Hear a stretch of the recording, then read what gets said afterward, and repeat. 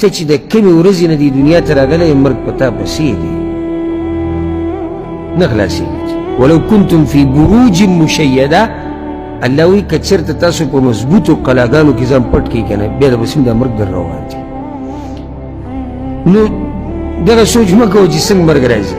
د مور د خېټې نه راوته او په تا پسې لګېدلی په تا پسې مرګ رالګېدلی او راګېرئ به دې په هغه ځای کې کوم ځای چې الله لیکلی دی او رالاندې کوي به دې په هغه وخت کې چې کوم وخت الله مقرر کړی والله که ترې خطا شي او یا ترې ګډ وډ شي او یا ستا په ځای باندې بل مړ کړي د بل نه ساوالي دا کېدی نه شي.